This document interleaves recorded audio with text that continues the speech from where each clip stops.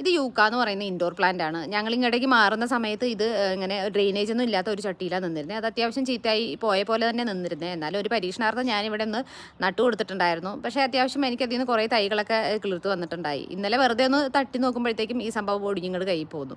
അപ്പോൾ അതിൻ്റെ താഴെ ഇനിയും 2 കുട്ടികൾ നിൽപ്പുണ്ട്. അപ്പോൾ ഇവർ രണ്ടുപേരെ ഒന്ന് മാറ്റി കൊടുത്തു കഴിഞ്ഞാൽ എനിക്ക് കുറച്ച് വെജിറ്റബിളൊക്കെ നടാനുള്ള കുറച്ച് സ്പേസ് ഇവിടെ നിന്ന് കിട്ടും. അപ്പോൾ ഞാൻ പതുക്കെ ഇവരെ പിന്നെയും ഇൻഡോർ ആക്കാമെന്ന് വിചാരിച്ചിട്ട് ഒരു ചട്ടിയിലോട്ട് മാറ്റി കൊടുത്തിട്ടുണ്ട്. ഇതുപോലെ നന്നായിട്ട് ആവശ്യത്തേക്ക് തോന്നുന്ന ഇൻഡോർ പ്ലാന്റുകളൊക്കെ ഞാൻ ഇടയ്ക്കിടയ്ക്ക് ഇങ്ങനെ പുറത്ത് മണ്ണിലൊക്കെ കൊണ്ടുവന്ന് നട്ട് നോക്കാറുണ്ട്. ഒട്ടുമിക്ക ചെടികളും അങ്ങനെ രക്ഷപ്പെട്ട് കിട്ടാറുണ്ട്. ഇതിൽ വലിയ ചെടി എനിക്ക് നഷ്ടമായെങ്കിലും അത്യാവശ്യം ഒരു 4-5 ചട്ടിയിലായിട്ട് ഇപ്പോൾ കുറേ കുട്ടികളായിട്ട് സെറ്റാക്കിയിട്ടുണ്ട്.